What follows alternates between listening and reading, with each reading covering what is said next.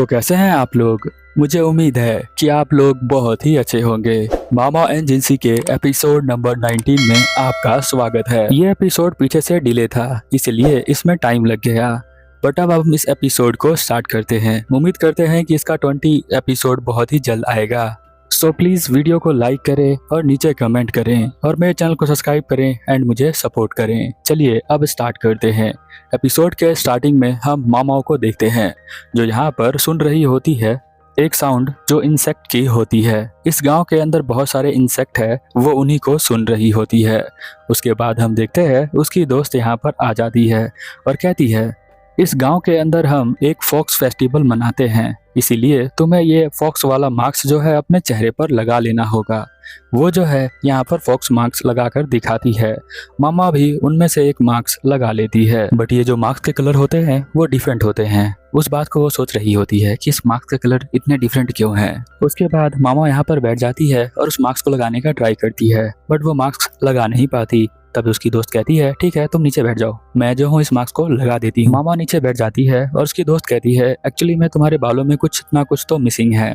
तो वो यहाँ पर उसके बालों को बांधने के लिए एक हेयर स्टिक लेकर आती है। वो पूछती है क्या तुम्हारे पास है, तो वो कहती है हाँ मेरे पास एक है। वो उसे देखती है और कहती है ये तो बहुत ही ज़्यादा महंगा लग रहा है, क्या तुम मुझे बता सकती हो कि ये हेयर स्टिक तुम कहाँ से लेकर आई हो या फिर किसने तुम्हें ये दिया है। बट वो यहाँ पर कहती है कि नहीं मैं नहीं बता सकती। उसके मन में यहाँ पर जिंसी की तस्वीर बन जाती है, क्योंकि इसे जो है जिंसी ने दिया था। जिंसी जब ये हेयर स्टिक दे रहा था तो वो बहुत ही अच्छे से स्माइल करता है। वो स्माइल भी यहाँ पर इसे याद आ जाती है। फिर हम देखते हैं कि वो बालों को ठीक कर रही होती है और कहती है कि तुम बालों पर ध्यान नहीं देती, ध्यान दिया करो। और फिर वो फेस्टिवल के लिए निकल जाते हैं।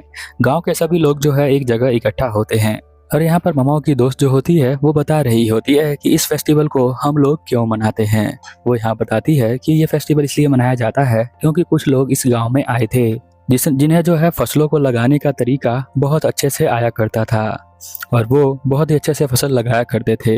यहाँ के लोग तो इस गांव को छोड़कर जाने ही वाले थे, बट उन लोगों ने इन्हें एक नया तरीका सिखाया, तो इसीलिए उन्हें जो है हम फॉक्स से डिनोट करते हैं। और ये गांव जो है अब बहुत ही खुशहाल है इसी वजह से, क्योंकि यहाँ पर आसानी से हम फसल लगा लेते हैं उनके तरीके से और ये पूरा देश जो है भुखमरी से बच जाता है। फिर यहाँ पर सभी लोग सीढ़ियाँ चढ़ के ऊपर जा रहे होते हैं और यहाँ पर उसकी दोस्त बताती है कि हम उन्हें भगवान की तरह पूजते हैं, क्योंकि उन्हें जो है हार्वेस्टिंग करनी बहुत ही अच्छी लगती थी और वो लोग वेस्ट से यहाँ पर आए थे। और जो इस गांव के लोग थे वो लोग उनके ऊपर बिल्कुल भी यकीन नहीं करते थे, बट जब उन्होंने फसल लगाया और दिखाया कि इतना अच्छा फसल हो सकता है तो वो लोग मान गए कि इनके पास बहुत ही अच्छा नॉलेज है और इसीलिए वो लोग इन्हें भगवान मानते हैं। और जैसा हमेशा होता है कि जब भी आपकी फसल बहुत अच्छी होगी तो कुछ लोग आपके ज़मीन को हड़पने के लिए आ जाएंगे, जो कि इस विलेज के अंदर भी हुआ था। बट उन गोड्स ने इन्हें बचा लिया था क्योंकि उन्हें नॉलेज ट्रांसफ़र कर दिया था। अब इस गांव वालों के पास नॉलेज है और ज़मीन भी है तो बहुत ही अच्छे से जीते हैं। और यहाँ पर जो मार्क्स है वो सभी लोग इकट्ठा करके रख देते हैं। जहाँ पर ये मार्क्स रखते हैं वहाँ पर ये लोग फसल के कुछ पार्ट्स को यहाँ पर रख देते हैं, यानी कुछ थोड़ा सा उठा के तोड़ के वहाँ पर डाल देंगे, यहाँ पर उसे जो है मार्क्स के साथ जलाने के लिए। ये किस तरह की परंपरा होती है इस फेस्टिवल में। यहाँ मामा को याद आता है कि उसने भी ये सब ऐसा कहीं देखा था मार्क्स के बारे में, बट वो जो है इस मार्क्स को ही देख रही होती है। वो सोचती है कि लगता है ग्रीन वाले मार्क्स वो होंगे जो लोग यहाँ पर लगाने के लिए आए होंगे और रेड वाले वो जो जमीन को छीलने के लिए आए होंगे। अब इसमें से ये मार्क्स क्या डिनोट करते हैं उसे कुछ समझ में नहीं आ रहा था। वो बस सोच रही थी कि ऐसा हो सकता है, एग्जैक्टली क्या हुआ था वो उसे भी नहीं पता। जैसे उसकी दोस्त मार्क्स को रखती है वो भी साथ में उस मार्क्स को उसी डब्बे के अंदर रख देती है और फिर वो लोग यहाँ से जाने लग जाते हैं। उसकी दोस्त उसे यहाँ से ले जाती है। यहाँ बहुत ही अच्छा फूड स्टॉल लगा होता है जहाँ पर उसे उसकी दोस्त ले जाती है और कहती है क्या तुम खाओगी, तो मामा कहती है अगर तुम खरीदोगी तो मैं खा ही लूँगी। यहाँ पर वो मीट की दुकान पर जाके कहती है मुझे सिर्फ चिकन खाना है। तो वो सोचती है कि तुम्हें फ्रॉग क्यों नहीं खाना है, फ्रॉग तो बहुत ही अच्छे होते हैं इस सीजन के। बट वो फ्रॉग को मना कर देती है क्योंकि फ्रॉग सुनकर उसे कुछ याद आ जाता है। फ्रॉग सुनने के बाद आपको किसकी याद आई वो नीचे कमेंट में नाम लिखे उसका। इधर हम देखते हैं कि मामा कहती है कि मैं जो हूँ किसी भी इंसेक्ट को आज तक कभी खाया नहीं है और मैं खाना भी नहीं चाहती। और उसकी दोस्त कहती है मुझे तो बहुत अच्छा लगता है। मंदिर के अंदर जो है उसका भाई यहाँ पर मेडिटेशन कर रहा होता है और गॉड को याद कर रहा होता है अपने हाथों में फसल को लेकर। यहाँ पर उसकी बहन कहती है कि देखो वो धीरे धीरे सीख रहा है।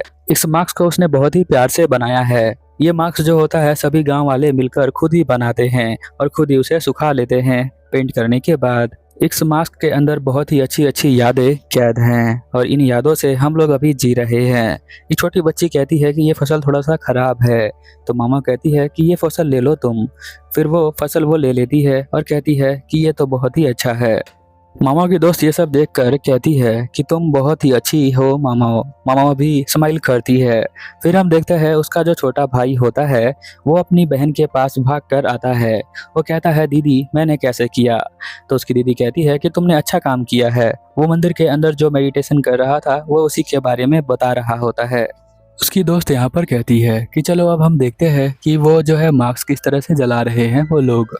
फिर हम जाते हैं और देखते हैं कि वो यहाँ पर उसका छोटा भाई कहता है कि उस मार्क्स के अंदर विश लिखी होती है कि तुम्हें कौन सी इच्छा पूरी करवानी है। और फिर वो स्वर्ग में चला जाता है जलने के बाद और हमारी इच्छा पूरी हो जाती है। और उसकी बहन कहती है ऐसा कुछ नहीं है। तो वो गुस्सा हो जाता है, कहता है कि ऐसा है क्योंकि मैंने बहुत ज़्यादा टाइम लगाया है और अपना एफर्ट दिया है।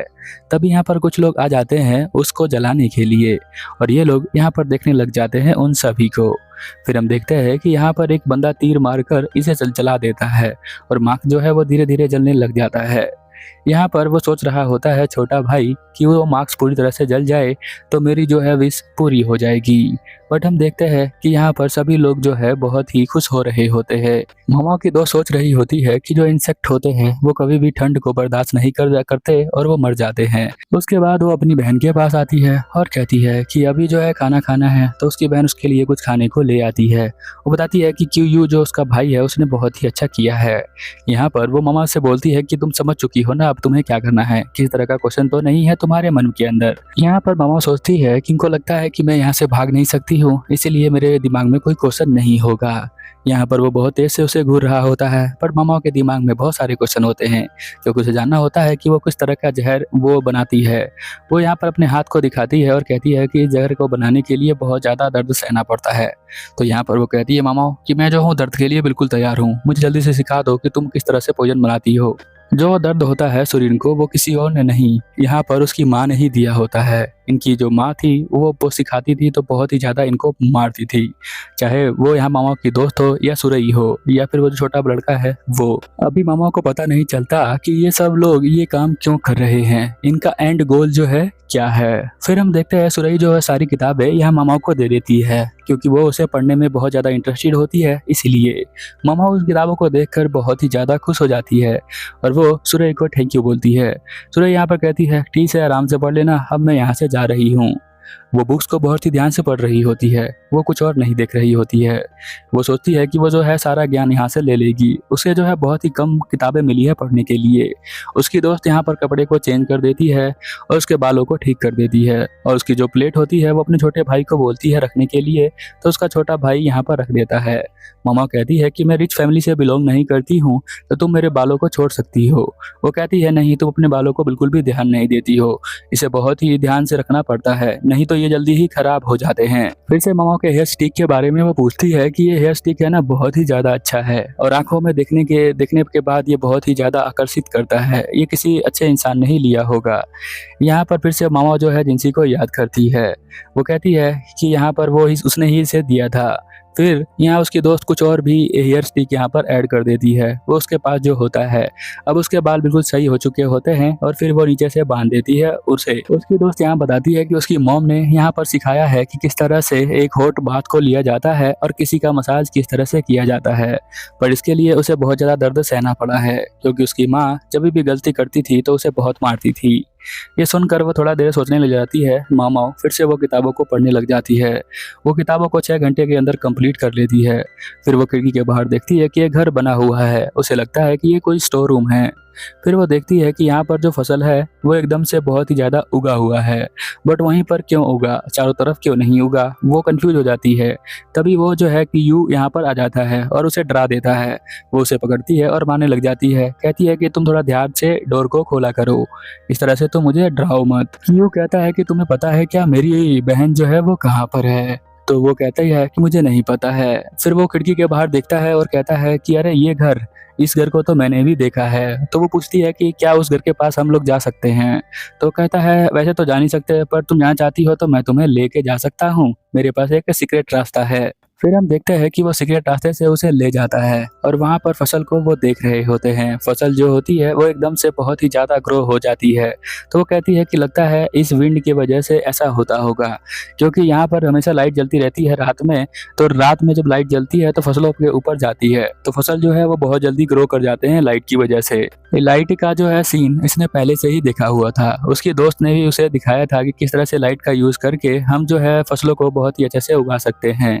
इवन की जिंसी ने भी वो फ्लावर दिए थे जो उस सीजन के फ्लावर नहीं थे, तो वो समझ गई थी कि लाइट की वजह से ऐसा हो रहा है।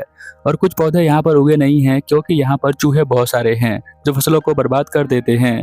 वो जो है यहाँ पर थोड़ा बहुत और भी जानना चाहती है, इसीलिए वो जो है कमरे के दरवाजे को खोल देती है और कमरे के अंदर चली जाती है, क्योंकि उसे लगता है कि रैट्स जो हैं इसी के अंदर हैं, सारे चूहे इसी के अंदर होंगे। बट जब वो अंदर जाती है तो उसे कुछ मिलता ही नहीं है, वो अजीब सा शक्ल बना लेती है। यहाँ पर उस लड़के को बहुत सारा मेटल मिलता है, वो कंफ्यूज हो जाता है कि ये मेटल जो है किस काम का है।